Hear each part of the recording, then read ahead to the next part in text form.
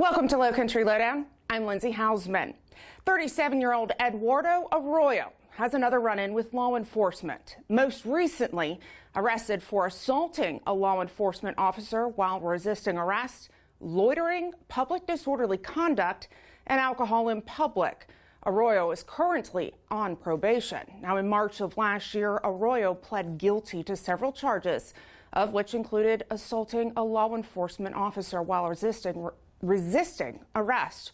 For his plea, a judge sentenced him to 5 years suspended to 553 days and credit for time served, plus 3 years probation. Since then, Arroyo's been picked up 4 separate times. Those dates and charges are listed there on your screen.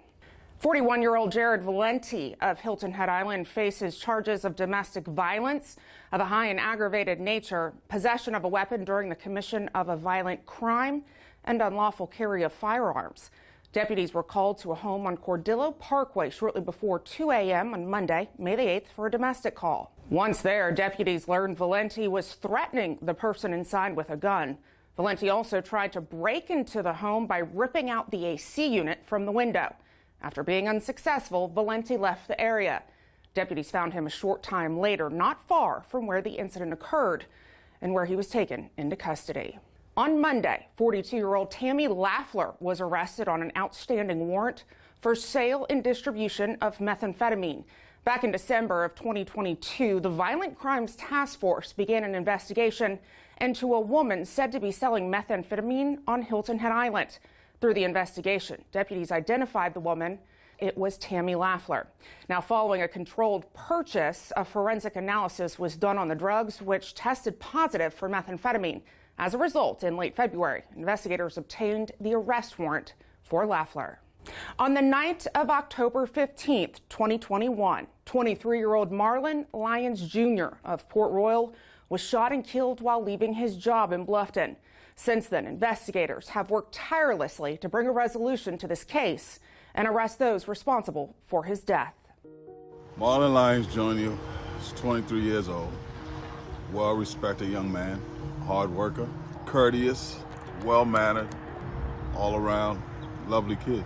On October 15th, 2021, shortly after 11 p.m., Marlon Lyons Jr. was returning a moving truck to All My Sons Moving and Storage on Bluffton Road. Marlon worked there and had just finished a job.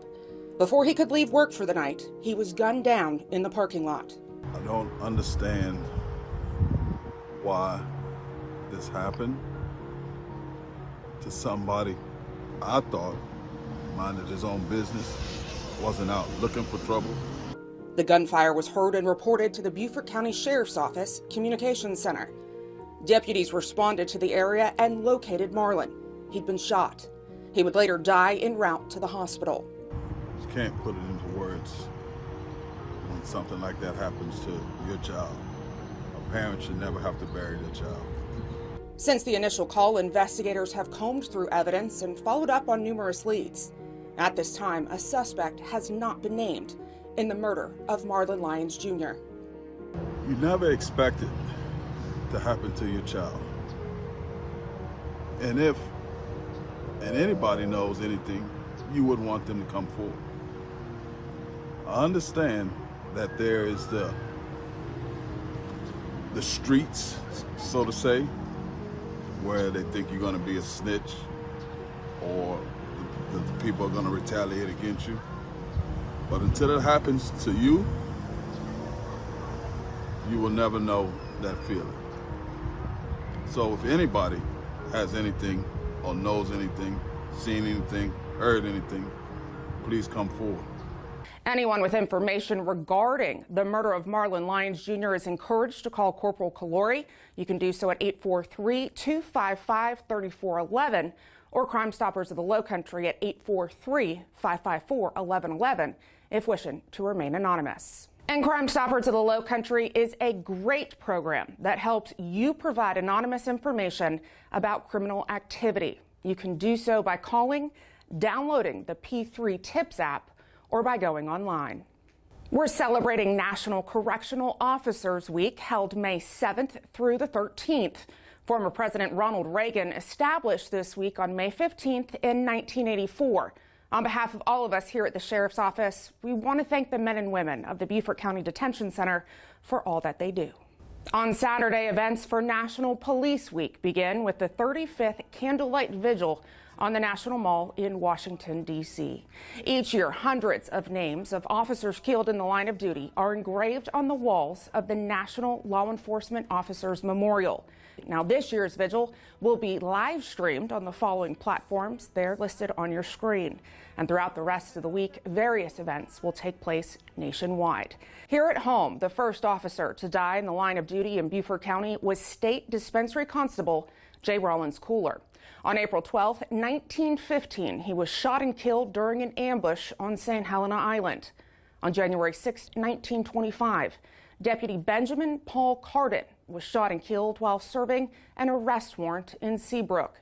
2 years later, on June 6, 1927, Deputy Elmo Langford died while investigating a reckless driving complaint in Grays Hill. 63 years later, on April 17, 1990, Russell Bell was shot to death by a prisoner he was escorting. And then on January 8, 2002, Lance Corporal Dana Tate and Corporal Dyke Corson were shot and killed during an ambush while responding to a domestic violence disturbance call. That was in Burton. A traffic alert to pass along. The 43rd Annual Mayfest is Saturday. That's May the 13th, and it's from 10 to 5. Held in historic Old Town Bluffton, streets will be filled with arts and crafts, music, and food. Admission is free. Traffic detours will be set up in order to help you navigate the area.